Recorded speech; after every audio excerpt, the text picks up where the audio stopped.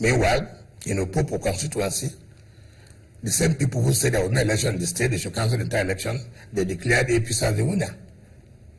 But they didn't come to say, no, there wasn't an election there. Why are you declaring us as the winner?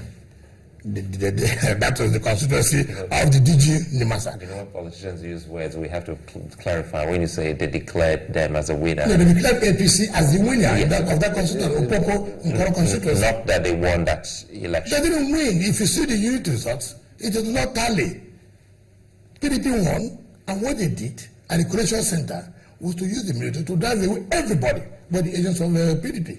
You would agree with many people who say that the rhetoric before the election did not quite help in terms of, the altercations that went between you and, the past governor of the state concerning the elections. Would you agree with those people who say that, the language of campaign did not quite help, If you be able to connect the kind of language that people say we use, and so we're able to defend that, what kind of language, what kind of altercation that went on that anybody would say, look, that must have led to the crisis or that in a way contributed. It was clear from day one. We said, look, we are prepared for free and fair election. And that you had an opportunity, you went to the tribunal and the Court of Appeal, and you said there was no election, and the court annulled virtually all the seats, annulled the election. Now is the second opportunity. So we must have let the world now know who actually won that election. Therefore, we are in agreement that INEC must conduct a free and fair election, so that nobody will go back to a tribunal to say no election took place. Now, you see, there's this impression that when you are in government, you can manipulate any system.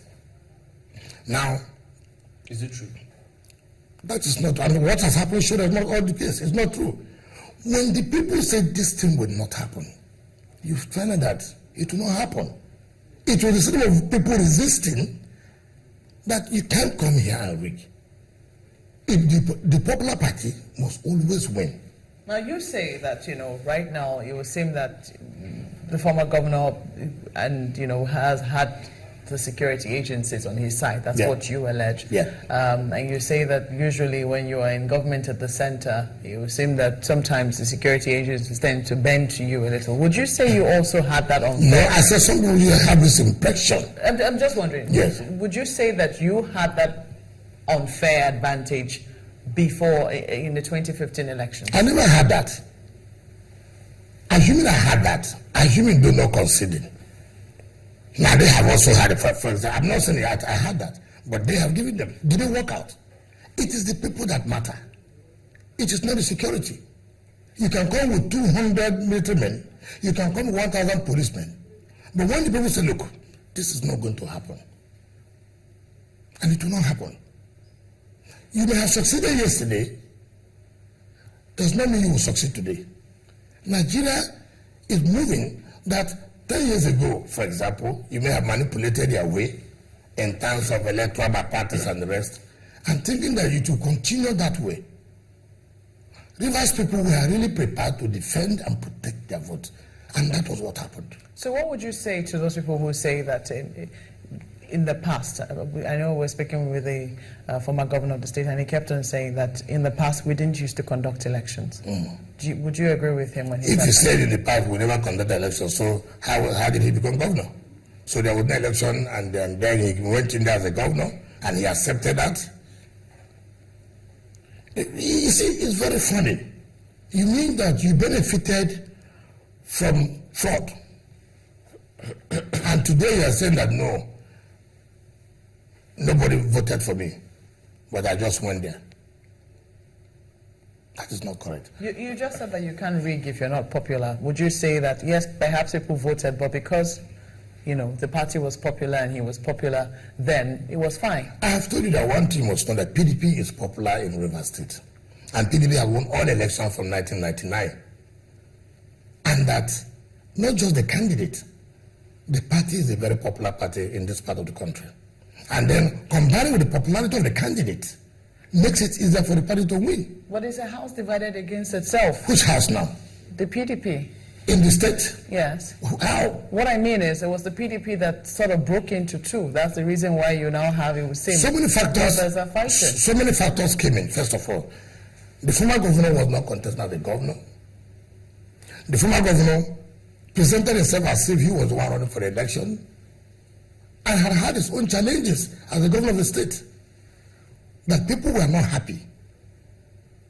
And so those challenges contributed to the failure of the party, of his party. As a candidate then, it was difficult for APC to beat us in that election. It was quite difficult, very difficult. And you will have seen it play out now. We are not in control of security. We are not in control of INEC. Yet, the party that is in control of these agencies is the same party calling for cancellation. These are the same allegations they had against the PDP when the PDP was in the center. That is the point I've made. You have had this allegation against someone who are the center. Now you are the center. You are still complaining. I'm saying, were you in control in 2015? The party was popular. We never decided to using the security because the party was popular. And it is that same popularity of the party that has given us victory today. What's the strength of the PDP in River State? The strength of PDP is so overwhelming. Go along the streets. You will find out that PDP will continue to win. Because we asked this prior to the elections and some of the killings that happened in River State, which you're also aware of. We've also seen some headlines and editorials where they have cast your state as rivers of blood. How does that come to you when you see headlines and you see people and families and even children maybe crying that their breadwinners have been cut short? First of all, not just as the governor of the state, but even as a human being, you need to be worried when you see such caption. And you ask, what is the interest of these people who will sit somewhere and begin to caption things that will, put the state as if it's a total war? Luckily, Chamberlain in his introduction said government has Port-Harcourt. I'm sure that while you were coming to Port-Harcourt, somebody may have told you, look, be careful.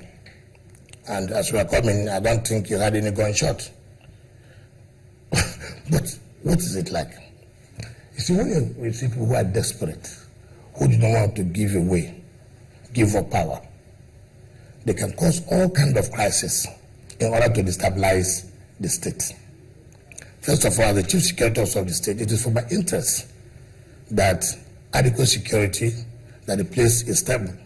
Because instability of the state will not offer what for me as the governor, because investors will not be here, and then I won't get the expected revenue to even carry out the projects that I've promised the people. So it is for my interest that this state is stable. But it is other people's interest that the state is destabilized.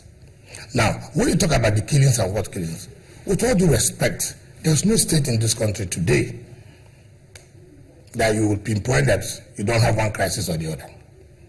Take, for example, just in one row in Benue State, we hear, whether correct or wrong, that over 300 people died in one action. In that kind of situation, what would you have to carry Benue State?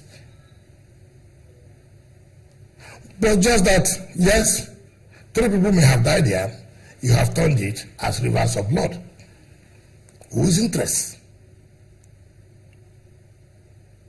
There's no particular state you can say you don't have crisis. Go back to Lagos State, with all due respect, who have read about armed robbery attacks severally, the kind of robbery that takes place.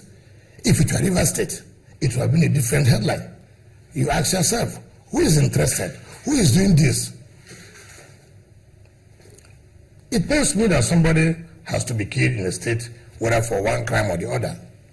It pains me as a governor. It pains me as a human being. Because I can't see somebody being slaughtered or killed for no cause. Even if there's any cause, it will be through the law court. Now, you have had this time where you have this court over a present attack. It did not start today. It's been there since 1999. Your Excellency, we need to take a break, but when we return, you'll share some light on that one, okay, and then we'll talk more about politics in River State. don't go away.